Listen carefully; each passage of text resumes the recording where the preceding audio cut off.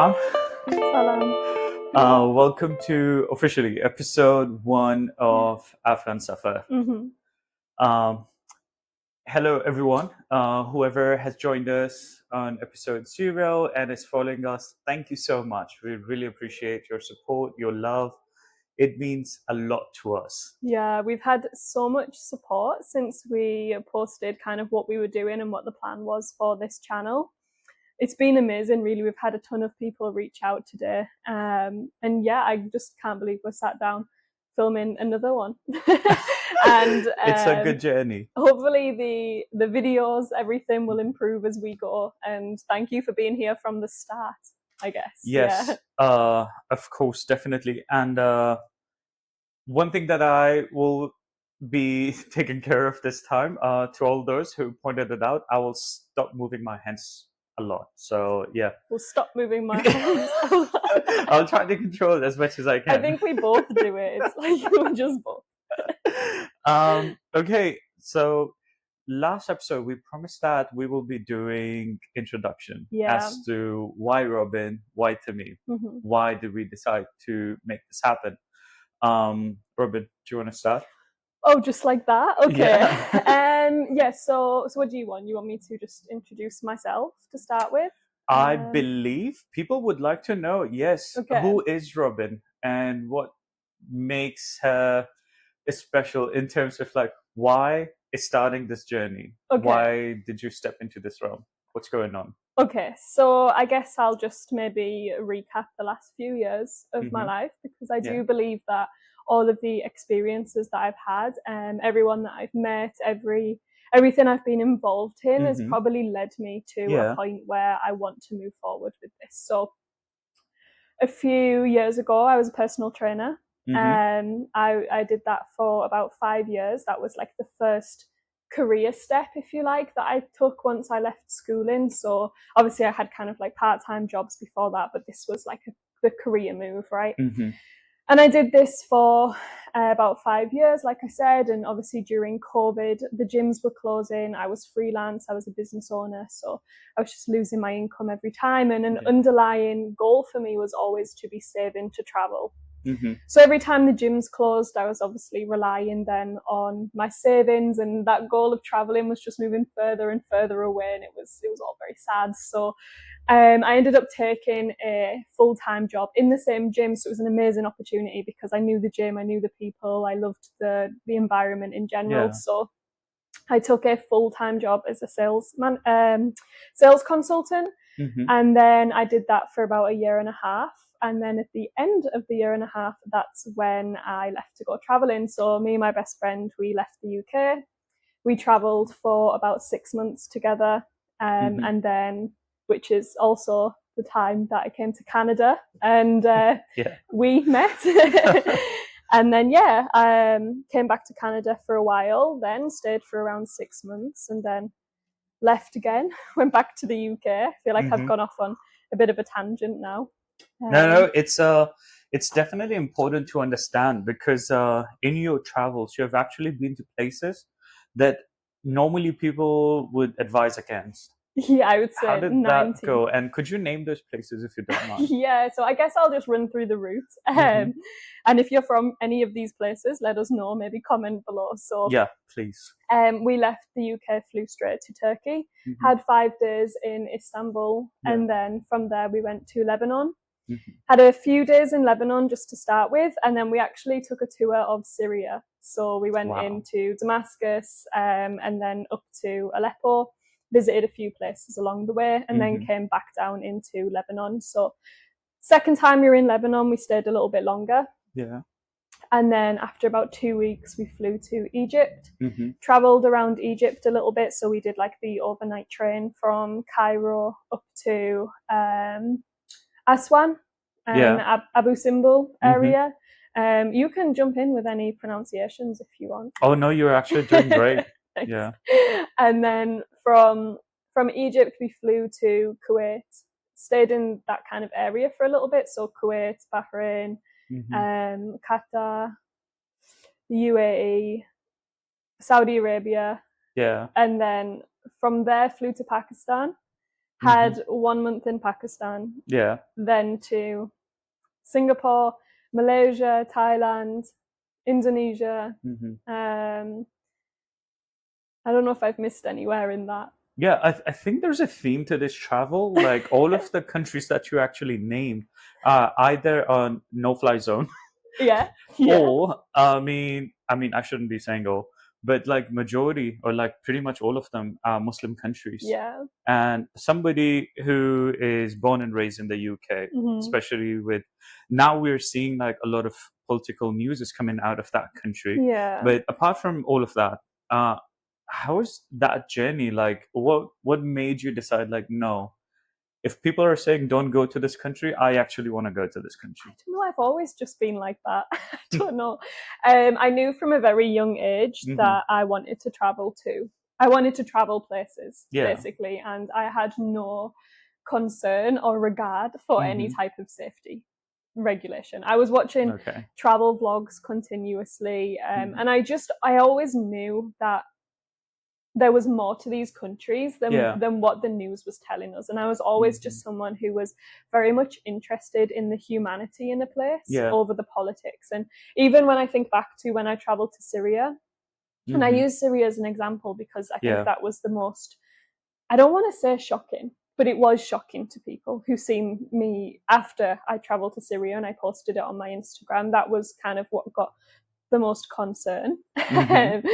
And yeah, a lot of the messages would be asking what is the political situation within Syria. You know, what are their thoughts on XYZ? Like what's just the general political stance at the moment and their opinions on all of this stuff. And none of it felt important to me. Like when we were traveling, when we were going round, that was not the motive. That wasn't even the questions we were asking. We were really just immersed in the life there and the culture and the atmosphere. So, yeah, I think I just was never really someone who could be easily swayed. The first place I traveled to that wasn't a holiday destination, if you like, was Pakistan. I went the first time in 2022, I think. No, it would be early 2022, sorry. Yes, we went for 2 weeks and then we went for 4 weeks during the backpacking trip. So obviously there was some maybe pull to them all being Muslim countries, but in hindsight, I didn't know. I didn't know that there was this pull. I just wanted to travel these places, and that's where kind of fell in line for me. But then for anyone who doesn't know, I ended up taking my Shahada in Alhamdulillah July 2023, right? So it's been just over a year now. It's so interesting because when you look at the story, I actually fasted my first Ramadan before taking my Shahada. So something in me, I think, had already clicked. And I'd already started making these small changes to my life and was just super interested in learning. I mean, I was always learning, always gravitating towards it. And then the timing of it was actually when my nana was in hospital. So I think I hadn't fully embraced the identity of being a Muslim yet. But somewhere in me, I knew I was, and I knew that's what I believed in. So I kind of said my Shahada, July 2023. My nana passed away around that same time. And then it did take me a little while after that to fully step into that identity. It took me a long time to tell people and be open about it. But yeah, I did it because something in me told me that's where I would get comfort, and that's what I needed at that time, and no regrets. It's actually a fascinating journey. It's really beautiful. And now, I mean, today with AfghanSafar, you obviously traveled to the part of the world where you were just next door to Afghanistan. I know. I would love to visit, inshallah, one day. Has there been an exposure to Afghans or Afghanistan, or do you have a story to tell us? Like, how do you connect? And why did you decide to say yes when we said, let's start AfghanSafar? Okay. So I guess over the past few years, I've been quite heavily involved in the feminist movement, however that looks. And I use that term loosely because I think it looks different to everyone. Of course. When I think my views on feminism changed quite a lot, and I remember August 2021 being a turning point for me. And I guess what I mean by that is I watched a lot of self-proclaimed feminists who built their brand on intersectional feminism during 2020, right, when it was like really trending. And then we watched I've heard it referred to as the collapse of Afghanistan in August 2021, right? And we've seen in the news the kind of how quickly it escalated with women's rights and all of the I guess from a women's rights angle, right, because we're talking about the feminist element, a lot happened and it was very fast paced. But what didn't happen is that representation within the feminist community. And I think that was, unfortunately, I just slowly stopped being able to see my own values, the things that I cared about, and the things I was passionate about within this community. And even at the time, like, I was going to weekly Palestinian protests when I could, and there was an Afghan protest, but it wasn't on anywhere near the scale the Palestinian ones were. And that's not to take anything away from the Palestinian cause, but it's just to say where is like where are the voices for Afghanistan, right? And every time we'd go to these protests afterwards, they would have different elements at the end. So maybe there was some stalls for refugees in general, or some awareness for something. If there was an anniversary, I remember kind of like the anniversary of the Syrian chemical bombing. Does that sound right? I remember vaguely there being a stand for this. But there was never, I don't know, I just felt like there was a real lack of consistency across the board, and a lack of voices, especially for Afghanistan, with the kind of news that was coming out in 2021. And this was sad to me. So I slowly started to detach, I guess, from this community, and just, I guess, try to find my own way to have an impact, to help people, to be part of something. And try and find those spaces that actually reflected my values, I guess. And interesting. Moving forward to now, to sitting on these beanbags. I think, we were talking about this a few weeks back, that there's only so many times you can say, why is no one actioning? Why is no one helping? Why is no one doing anything? Before you have to kind of reflect on yourself and think, well, what am I doing? Because really, what were we doing? True. You don't have to do anything. You are Afghan. But I do feel like there's a kind of lack of consistency throughout the board, and we were attending the Palestinian protests, but where are the voices for Afghanistan? Because even now we're seeing news media of this law's been changed, this human right has been taken away. And I know we said this wasn't to be a political conversation, but it's not, in a sense, moving forward. But I think it is important to maybe know where we both come in at this and why we're so passionate about it. And that's just my side. That's, I guess, what motivates me to be part of this and to help create this platform and use the skills that I've developed from the past few years, because I have been a digital nomad now for about 2 years, working in social media. So these skills I'm hoping to really put to some good use, and help to develop a platform that really does help promote Afghans in a way that we can do. Of course. And we have pointed to this before, and I just want to reiterate that the reason we are trying to do this is not to restart or recycle those political conversations, because that's by no means our goal. What we are trying to do is step out of that realm. Like, yes, we all know the problem, but okay, what now? What else can we do? Like, what is the solution? Like, as you said, like, consistency is the key. But with Afghanistan, that has never been the case.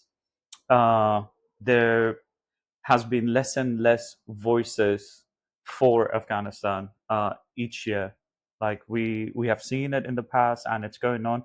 But that doesn't mean that the Afghan diaspora, they have stopped. Yeah. Like they are around us, Mm-hmm. and they're doing some amazing things. And that's why AfghanSafar, like, join us on this journey. Introduce yourself, come share your experiences. And that's the beauty of it, embracing the culture and introducing the culture. Like, we have a really beautiful culture. Like, a lot of people who have been exposed to the Afghan culture, they may back me on this, but if you do not know, Afghans are known for their hospitality. They've always been welcoming to anyone and everyone. Like, yeah, we may not have much to offer, but whatever we have, we do offer it openly, and we embrace everyone with open hearts. Sitting on a beanbag, well, if this were Kabul or Kandahar or anywhere in Afghanistan, this would have been like toshak and balish, which is basically a pillow, and toshak is, I mean, you could say both could be pillows, but like one is a longer that you sit on. So a seat, a seat, and then a pillow just to back you. I wish I had those, honestly. When we started this, like last time when we said chai and chat, it just reminded me of home. Yeah. And I was like, yeah, like when we were at home, like I remember we would sit with family and friends, and there would be chai, like thermos, not just one. I mean, there would be like multiple. Oh, I've sat in a room full of Afghans. They're everywhere. You trip over them. There would be like multiple thermoses of chai, and then you would chat. Exactly. And play Uno. Yeah, and play Uno. And then me and my friends, we used to make jokes about it. That Gabishi Qissako, which was like, come sit and tell me a story, or tell me what's going on, or what's up. If anyone wants a translation, Bishi is sit. Bishi is sit. Yes. There you go. You're welcome. Okay, and wow. So your travels, your experiences, and then fast forward to today, AfghanSafar. Yes. So I think just a kind of nutshell for that. Always been interested in culture, always interested in the world. Looked into many, many different cultures, ways of life, all of this stuff, and had the privilege of seeing so many parts of the world. And I know the privilege in some of the places that I've traveled to that many people who have left their home countries haven't been able to go back to. And you know, you could say if I was lucky enough to have traveled to Afghanistan, then that would be the same, you know. True. So when I think about places like Syria, for example, even Pakistan, so many people have left their hometown, and I've had the privilege to go and travel and come back. You know. But anyway, and then just being part of those communities, the feminist communities, and not seeing that representation. And then also becoming a Muslim. Alhamdulillah. That's truly that's truly a blessing. I know to a lot of people, religion is a very heated conversation because people have different experiences with it. So of course we do not want to start a controversy here, but like, it's everyone's own journey. Everyone knows what's best for them. There are people who are born Muslims, who have been in that society and the culture, but just because of the hardship that imposes, oftentimes the line between politics, culture, and religion is blurred. Yes, for sure. And it's really difficult to like separate one from another. But anyways, that's a whole other kind of worms that we do not want to open right now. If that's something that people are particularly interested in, we can do a podcast just on that. Like, if people are interested, because I know that someone accepting Islam in 2024 is what was 2023, you know, it doesn't have the best reputation. And there are a lot of misconceptions, so maybe we can do like a Q&A.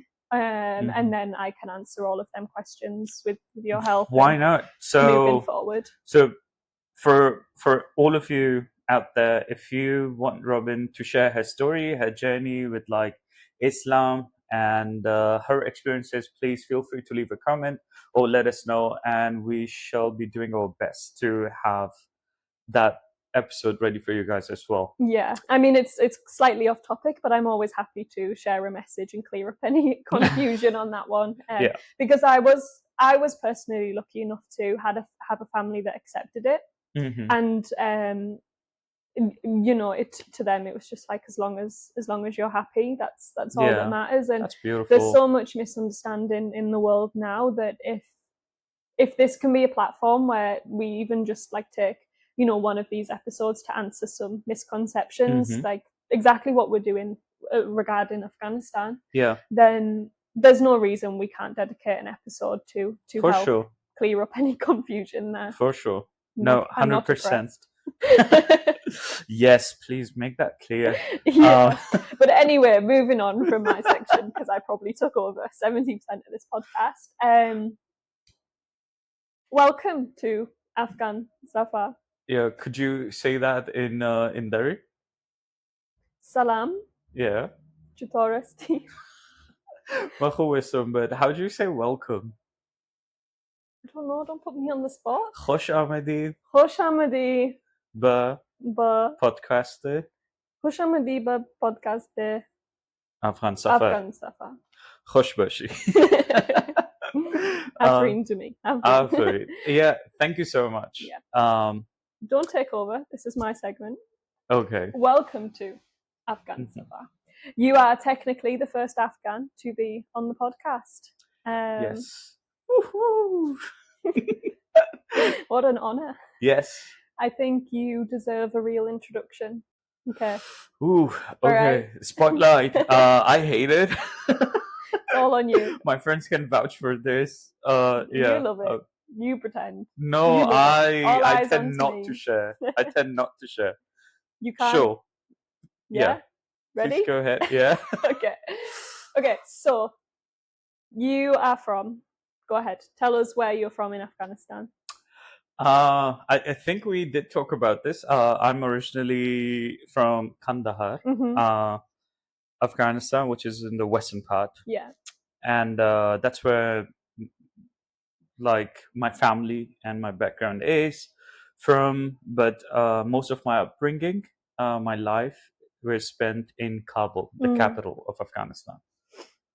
And how far for someone who... I know we did touch on elements of this, but let's just play out the kind of timeline. So how far is Kandahar from Kabul by road? So if I think it's really difficult to say, because I have traveled from Kabul to Kandahar in 5.5 hours when things were amazing.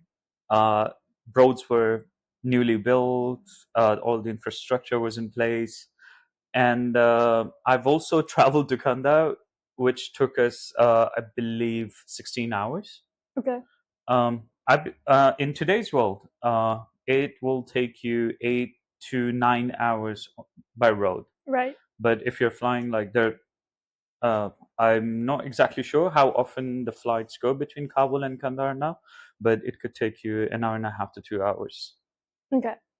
So you moved to Kabul, and then is there any differences between Kandahar and Kabul that you want to touch on? Anything in particular? Yeah, I think like any other country, I suppose, the capital is always like it gets a lot of attention. Right. So Kabul is a colorful city. Yes, we do have skyscrapers. Sorry to disappoint you people who think that we still live in caves. We don't. Wait, you have houses? Yes, we have houses. We have apartment buildings. And yes, we also drive cars. We know what cars. You know, it's funny. When I first went to Pakistan, I was asked so many times, like, Pakistan has malls. So I can't imagine. Yeah. Like the questions you get around Afghanistan in terms of the infrastructure, because, like, I don't know. I used to get those about Pakistan. And it's very built up. I've never been to Afghanistan, obviously. Yeah, it's a constant battle, because you kind of have to like work work your way around these questions and be respectful. Not that a lot of people don't mean bad, it's just that they don't know. They It's the don't know any better only than side that. of Afghanistan Yeah. most people have ever seen. I mean, I remember being very young at my nana's house. The first time I ever seen Afghanistan presented was like, you know, on the news of the kind of war zones, and it was a desert, and there was like that's all there was to it. And I think so many people have only ever seen them images come out of Afghanistan. And unless you're someone who actively sources travel videos or something, you probably wouldn't see any other sides to it. And hopefully, I mean, Google doesn't do us justice as well, because anytime you Google Afghanistan, it's like war snippets, and I'm like, well, there's actually more. You know, it's the news we do headlines, have the violence. it's a sad time and world that we live in at the moment when it comes to like my poor country. But but hopefully with this podcast, the means is to change that perspective and introduce like, no, we actually got more. And we will show you. I will definitely be sharing like pictures of Kabul, pictures of Kandahar. Back to your question, sorry. Went on a tangent there. So Kabul is, of course, it's a metropolitan city. We've got malls, skyscrapers. We've got infrastructure. It's a city with like diverse people from different ethnicities. Afghanistan is a diverse country. I don't know how much of that the viewers know, but we have different ethnicities that live in that country, and some have been there for ages. Even though, like, most of the time within the politics, the question arises like, if the Pashtuns are the real people of the land or the Tajiks. Despite from that, but like Afghanistan's home to all of us. It's home to all of these people. Well, I think just to kind of give some more context to that as well, like if we don't have to go into too much detail, but previously, obviously, Afghanistan's been very tribal, right? Yeah. Like every single ethnicity and group and tribe has its own section that's been self-governed. It was the case in the past. I mean, even to some extent that even today, in some parts of Afghanistan, it's still that tribal rule. Which I think is a concept that's really hard for people who've never been to those type of places to understand. That's why I just wanted to mention that, because we're so used to being in places where it's kind of all under one rule, one law, especially the UK because it's so small, right? Whereas obviously it's very different back in Afghanistan. But yeah, please go ahead. Sorry. No problem. Thank you for stopping me there. Yes. So that's basically Kabul, and then Kandahar, again, another major city. It's basically it connects multiple cities within Afghanistan, and especially that Kandahar's geographical position, it sits very close to the border with Pakistan. So any of our imports and exports, they've got two doors. They either come through Jalalabad, which is on the other side of Afghanistan, and then we have this western province, Kandahar. So they have to come through this city in order to get to Kabul, or they have to come through Jalalabad. And if they've read the book A Thousand Splendid Suns, that's how she got from Kabul to Pakistan, right? Because they're so close. Yes. I'm mentioning that because I think a lot of people have read that book. Thousand Splendid Suns. Yeah. Yes. I believe she went through Jalalabad. But anyways, but Kandahar, it connects. Anyone who's read, confirm. Yeah, I can't remember, but maybe you're right. But so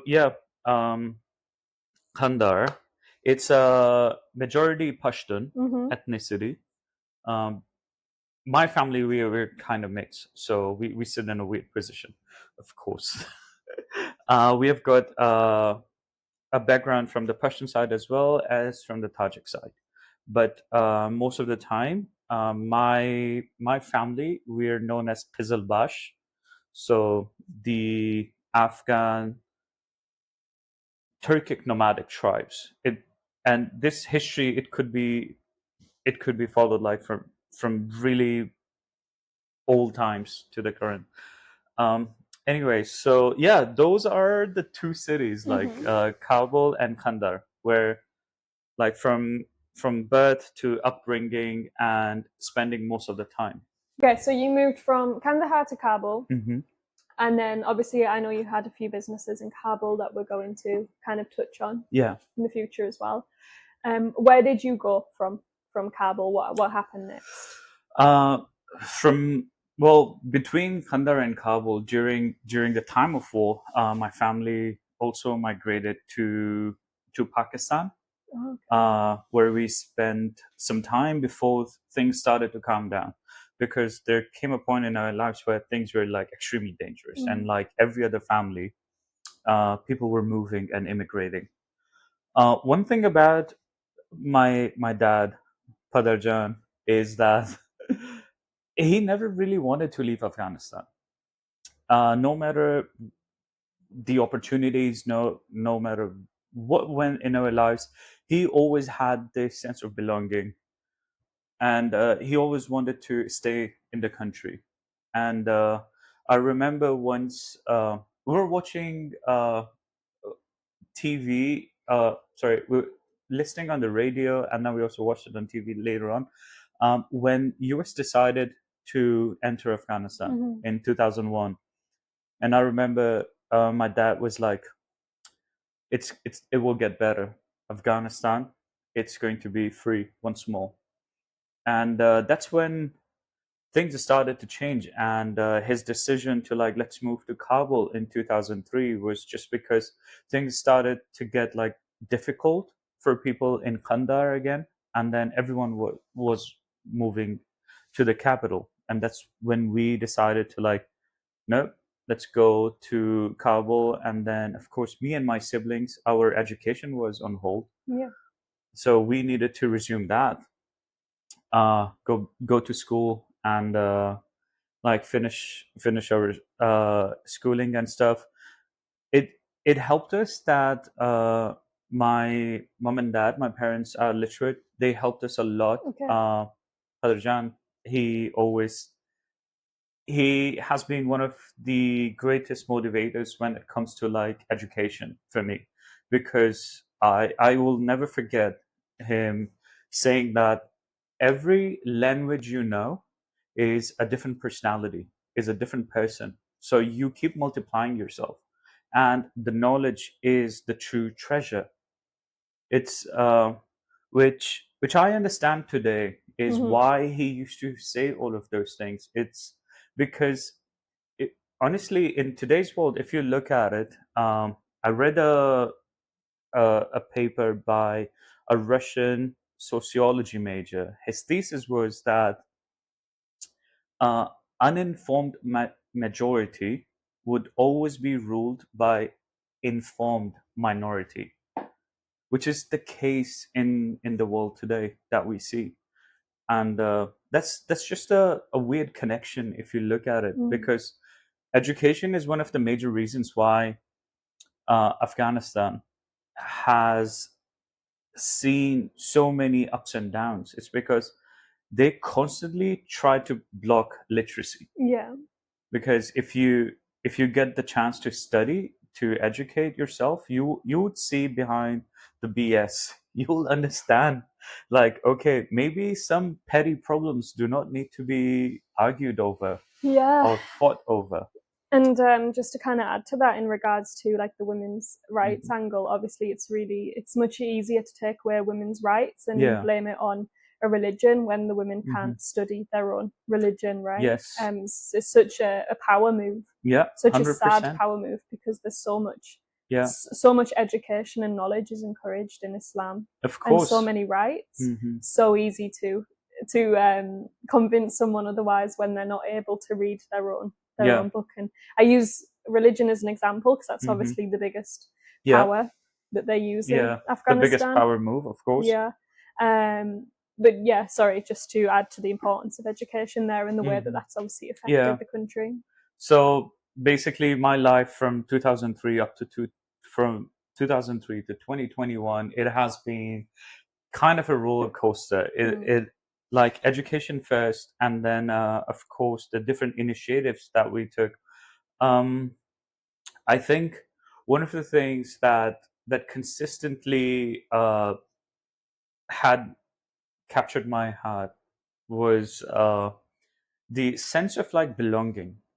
When you're raised in a tight knit community and you're raised with certain culture and values, you always feel like no matter where you go, you're missing out on something.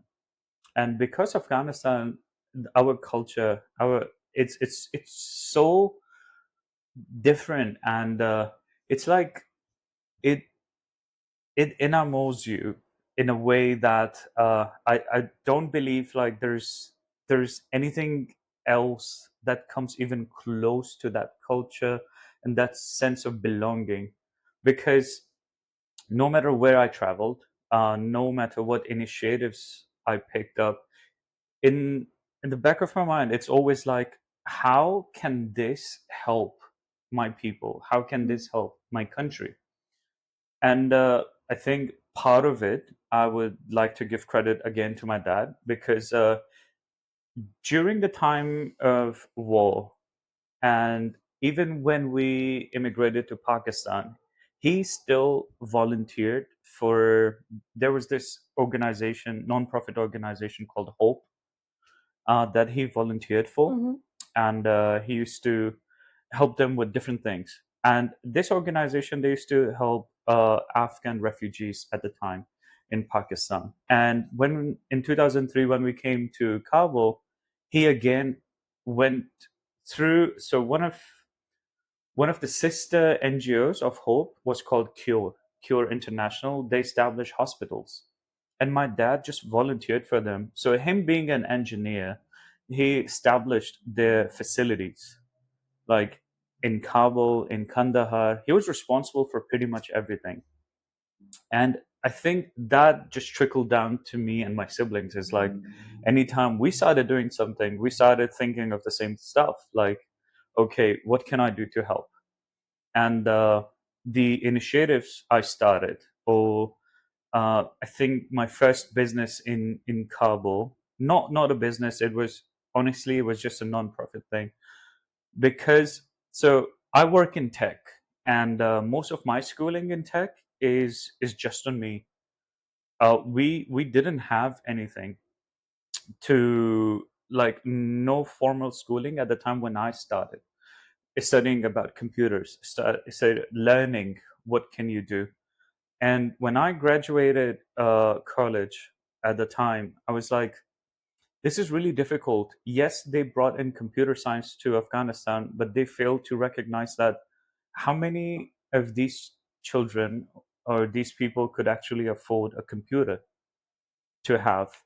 And that's when me and my mentor, we started Silicon Village, which was the first of its kind, an incubator in Kabul that provides you with all the necessities. Was a rare thing to think about. And then the rest of the, I guess, the rest is just the journey. Like, you live, you experience, and So yeah. sorry, don't brush over that, because that's a really big part of the story. Yeah. What did this kind of business, this thing that you've developed, what did it offer to the community? What was it part of? Silicon Village, as I said, like, it was an incubator. So we used to invite kids, like, from high school and from college, who were interested in technology and computer science, to come in and practice, like, do their homework, work on their ideas. Because a lot of these children, like, yes, they signed up for computer science, but doesn't necessarily mean they had the means for it. Right. Either didn't have electricity, or didn't have internet, or just didn't have the hardware for it. So they'd signed up to learn about computers, and maybe were learning just through textbooks, just through reading. So some of the schools, they had, like, they were funded by international organizations, so they had labs where they had computers, but outside that lab, you're on your own. Right. And but we didn't want it to stop there. Like, once you step out, like, here's a place for you. Come work on your ideas, study if you want. There was a football table. Like, if you want to take a break, just chill with your friends. Have some chai on us. Yeah, chai is a very important part of our culture. Yeah, it was that. Okay.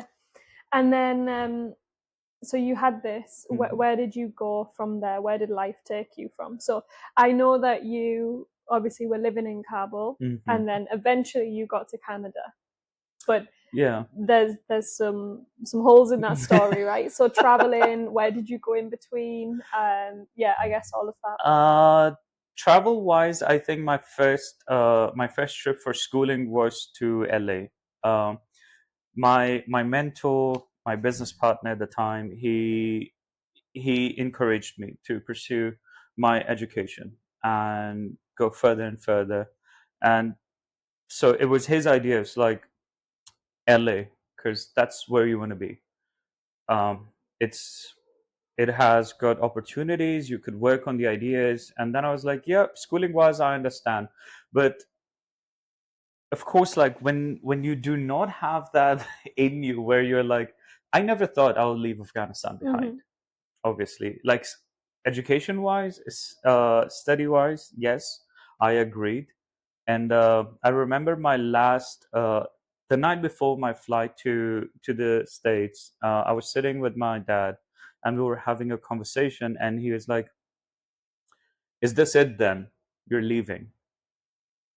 And I was like, nope. Who said anything about leaving? I'm just going, finish my schooling, and I'll be back. Like, there's no point for me. Like, I'd never want to leave you alone. Like, no matter what happens, unless either we leave together or we're both staying. Like, this is it. Like, why do you want me to leave? Or why do you think that I would leave? And he was like, okay, that's the only condition that I'm agreeing to. And I was like, yes, I'll be back. So during my schooling, and of course, like, when 2021 happened, pre 2021, when I was in Afghanistan, things were shifting. Everything was changing, and we could sense it. Like, okay, things are not right. I remember, like, when I boarded the flight to Canada, it was a bittersweet feeling. Like, Canada for me happened without me wanting. There was not even a bit of me who actually thought that I would be calling Canada home, because that was never part of the plan. It was not supposed to happen. It was me being in Afghanistan. And I think, just looking at all of this today, and where we are with AfghanSafar, and why it has become so apparent to me that I want to do this, is because the experiences or the journey that I had, I can't be the only one. Like, even though, like, yes, today I'm stuck here. I mean, I don't know, I shouldn't say stuck, but today that I'm living, I'm happy. Yeah, I'm not stuck. I'm happy. Everything is good. I can travel. But today that I'm here, you have a passport? Yeah. What else can I do? Because my heart still is back home. It's still with my family. It's still with my people, still with my country. I know it's a cliche line for a lot of people. They hear it again and again. But, like, for me, when we decided, or when we were chatting about AfghanSafar, I was like, I'm so tired of people dehumanizing this country. Like, it really hurts me, because it's sad that how all of these conversations, the focal point is like Islamist extremist groups, terrorism, war. And it's not that. Like, I will, like, soon we'll be sharing, like, these stories with you of, like, really amazing people who are either living in other countries who have immigrated, or people who are actually in Afghanistan right now and who are still working for the people. These are talented people.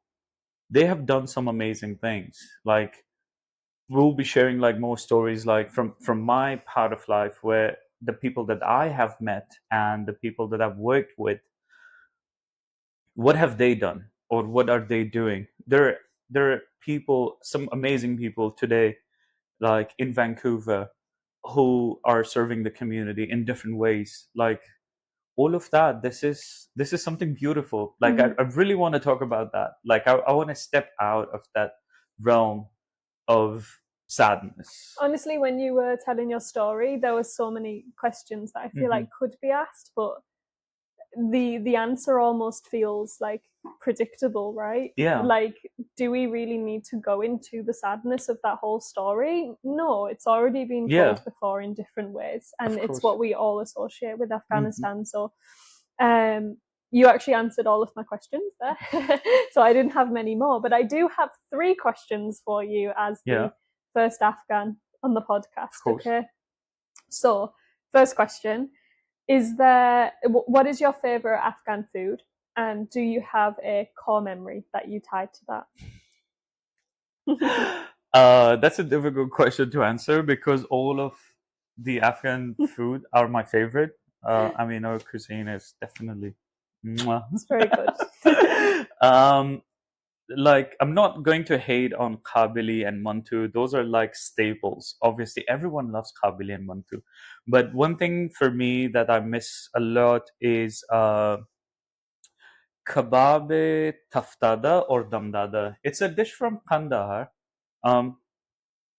It's a kind of a kebab that my mom makes. And the core memory is basically my mom. Yeah. It's just that. Like, I miss home cooked food, especially by her. Like, it's inshallah, hopefully, like someday I would get to try it again. Yeah, inshallah. Okay, and then second question: do you have a favorite phrase in Dari, and would you translate it for people? Could be a piece of poetry or a phrase, something you say. I used to say this thing. It's a line in Pashto. Yeah. It's basically Sizurat, which basically, what's the need? Sizurat. Sizurat. I'm gonna say that all the time to you now. Yeah, it was like anytime. Yeah, anytime we were chatting or something, it was just a banter. It was interesting because I believe like I came up with it. Kind of, yeah, because we were just sitting one time. We were ready to eat. It was during Ramadan. My friends were visiting us from other cities, and while we're at the restaurant, we're ready to order. Obviously, like we're fasted the entire day. You've been super hungry. ready since morning. Yeah, and then 2 of these guys, they're like, "Should we check the other place?" And while they're having this conversation, I looked at them and they looked at me. I was so zoned out, and I was like, "Scissor red." And then since then, it just became this running joke part of the group. But yeah, I think that would be my favorite. Nice. Okay, last question. If you were to take someone to Afghanistan, so it's their first time, and you get to just choose one place, one city, anywhere, you get one shot at showing them Afghanistan. Yeah. They've never been. Where do you take them? You want to leave a lasting impression. You want this person to have Afghanistan on their travel itinerary every year. I mean, honestly, there's so much that Afghanistan has to offer in terms of like scenery. But I think one of the things are these taboo subjects when it comes to Afghanistan is like the city Kandahar itself. The city has a lot attached to it. I believe like I would take that person to Kandahar.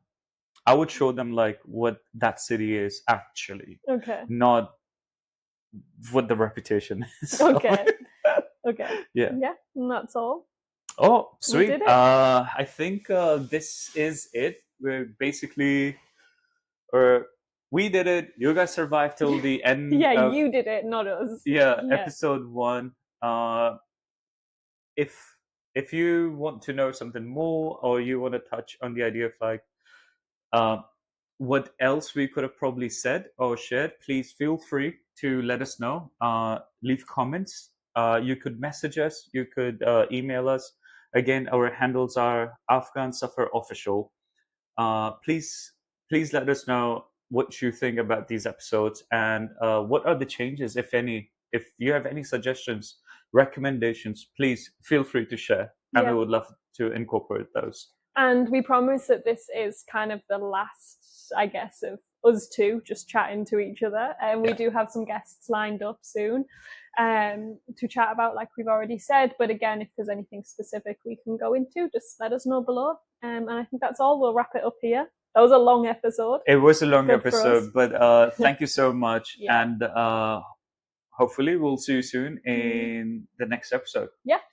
Right? Okay. Khada Hafiz.